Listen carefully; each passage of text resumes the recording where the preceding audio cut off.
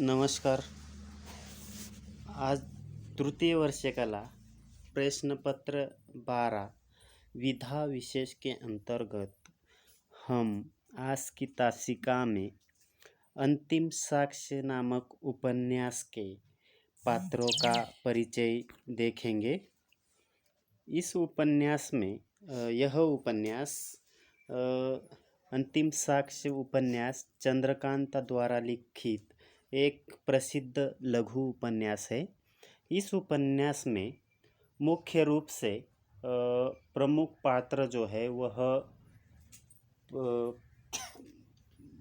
प्रमुख पात्र के रूप में मीना है, प्रताप या बाबूजी है तथा बीजी है, सुरेश और विकी। यह पात्र ही इस उपन्यास के महत्वपूर्ण पात्रों के रूप में है, क्योंकि पूरे उपन्यास में इन पात्रों के आसपास ही कहानी का गठन जो है वह किया गया है। इस उपन्यास में प्रमुख महिला पात्र के रूप में मीना है, जिसको हम बाद में मीना मौसी के नाम से जानते हैं, क्योंकि इस उपन्यास की मीना जो है वह केंद्रीय महिला पात्र है और वह मुख्य पात्र है। मीना इस उपन्यास की नायिका के रूप में भी जानी जाती है, जिसमें यह मीना जो है एक ही व्यक्ति के मीना के कई रूप है। मीना जब तक मीना रही तब तक उसकी कहानी जो है वह अलग होती है और बाद में वह मीना मौसी बन जाती है। यानी कि जब तक प्रताप नामक व्यक्ति से या बाबूजी से उनका परिचय नहीं हो जाता तब तक वह मीना के रूप में ही जब तक उसकी शादी नहीं होती तब तक वह मीना के रूप में ही परिचित होती है। बचपन में ही मीना के माता पिता का देहांत हो जाता है और फिर वह अपने चाचा चाची के संरक्षण छाया में पलती है और वहीं से उसका शोषण जो है वह शुरू हो जाता है। अपने चाचा चाची के घर से ही उस पर अन्याय अत्याचार शुरू हो जाते हैं और 12 वर्ष की उम्र में ही उसके चाचा चाची जो है वह मीना को घर का बोझ समझकर उसका विवाह एक बूढ़े बुजुर्ग लाला नामक व्यक्ति से कर देते हैं और उसकी शादी जो है उनके चाचा चाची जो है वह पैसों के लालच में आकर बूढ़े बुजुर्ग व्यक्ति से कर देते हैं। किंतु लाला के घर में जाते ही उनके जो बेटे हैं वह मीना के हम उम्र के होने के कारण उस पर बुरी नज़र डालते हैं और ये इस बात का पता जो जब लाला को लगता है तो लाला को इस बात का बहुत अफसोस होता है और वह बाद में पछताता है और मीना को फिर से उसके घर यानी कि चाचा चाची के घर वापस लौटाने का निर्णय लेता है। और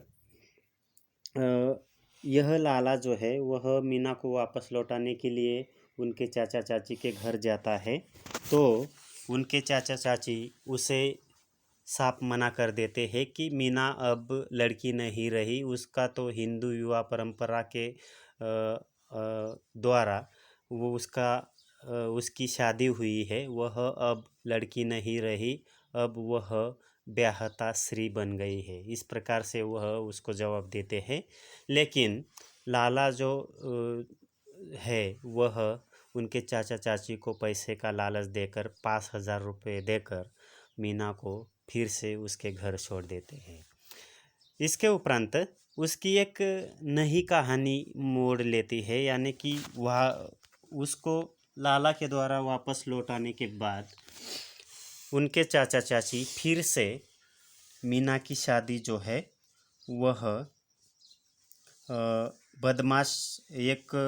उसकी शादी बदमाश जगन नामक गुंडे से कर देते हैं। जगन के लिए यह मीना जो है वह सिर्फ एक उपभोग की वस्तु लगती है।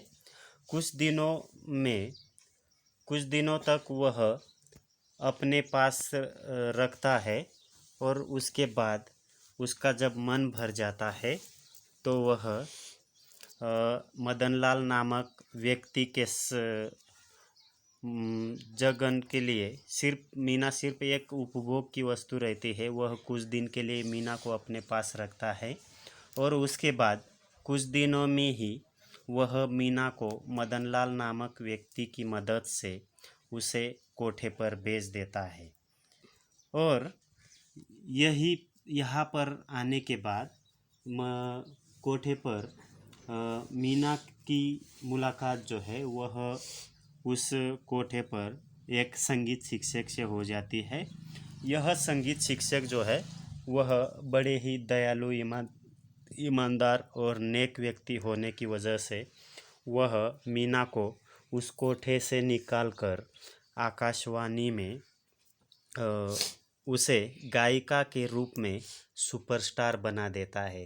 तभी उसकी ज़िंदगी में परिवर्तन आता है। वह एक गंदी गली से निकलकर एक सभ्य समाज में आकर पहुंचती है और उसका जीवन जो है वह नए दौर में आता है।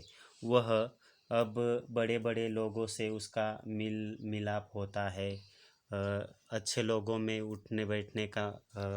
उठना बैठना होता है, इसलिए उसकी ज़िंदगी जो है वह एक अच्छे रूप में मोड़ लेती है।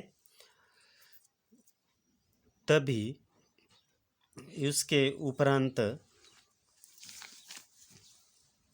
उसके बाद यानी कि जब वह सुपरस्टार बन जाती है तो उसका परिचय जो है मीना का वह काफ़ी बढ़ जाता है।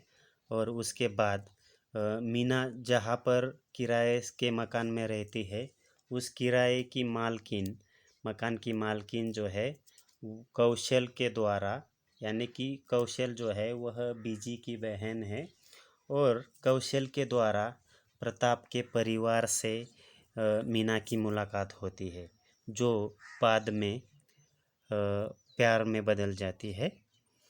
किंतु यह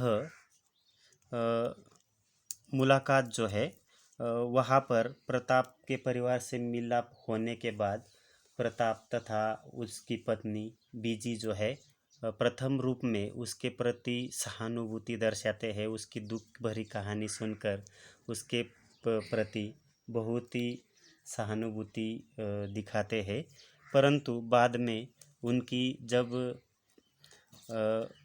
दूसरी कहानी सुनने को मिलती है तो वह बहुत ही उसके प्रति घृणा का भाव रखती है, यानी कि बीजी जो है प्रताप की पत्नी उसके प्रति घृणा का भाव रखती है।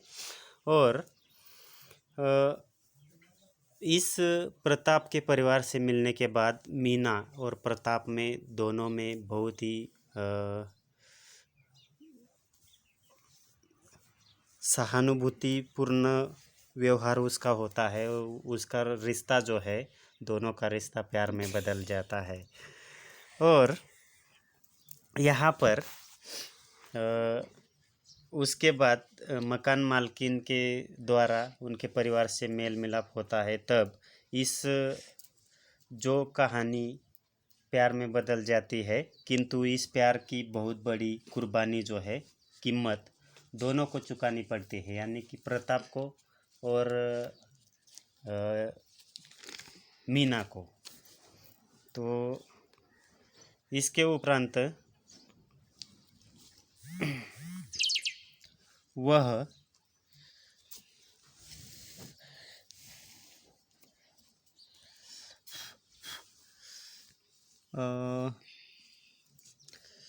दोनों को बहुत बड़ी कीमत चुकानी पड़ती है। प्रताप की पत्नी की यानी कि मीना का प्रताप के घर में प्रवेश होते ही उनके रिश्तों के बारे में जब बीजी को पता चलता है तो बीजी जो है वह मीना के प्रति एवं प्रताप के प्रति बहुत ही घृणा भाव रखती है और इसी वजह से वह बहुत बुरी तरह से बीमार पड़ जाती है। और उसी कारण बीजी की मृत्यु हो जाती है और यही से उनका परिवार जो है वह टूटने बिखरने लगता है। और बीजी की मृत्यु के बाद मीना प्रताप के घर में स्थान पाती है, लेकिन उसे माँ के लेकिन माँ समान उसे नसीब नहीं हो पाता, यानी कि उनके बेटों के लिए वह माँ समान नहीं होती, वह मौसी के समान भी ही उसे उस घर में रख पाते हैं। बाद में प्रताप की भी इसी कारण मृत्यु हो जाती है और विकी और मीना जो है उनका पूरा मकान जो है वह बेचकर वहाँ से चले जाते हैं। इस प्रकार की मीना जो है उसका चरित्र चित्रण जो है वह इस प्रकार से देखा जाता है, यानी कि मीना का जीवन जो है वह किस प्रकार से शोषण भरा है, दुख भरा है, तथा उसका जीवन में बीच में किस प्रकार से नया मोड़ आता है, फिर वह उसी खाई में किस प्रकार से चली जाती है। इस प्रकार इस मीना का परिचय जो है वह देखा जा सकता है। इसके मीना के ऊपर आप कई प्रकार से लिख सकते हैं, वो आप और भी किसी प्रकार के नोट्स बनाकर उसको आप देख सकते हैं। इसके उपरांत मीना के उपरांत इस उपन्यास के प्रमुख महिला पात्रों में जो पात्र है वह है बीजी। उसका बीजी के बारे में हम अगली तासिका में बात करेंगे। तब तक के लिए यहाँ पर रुकते हैं।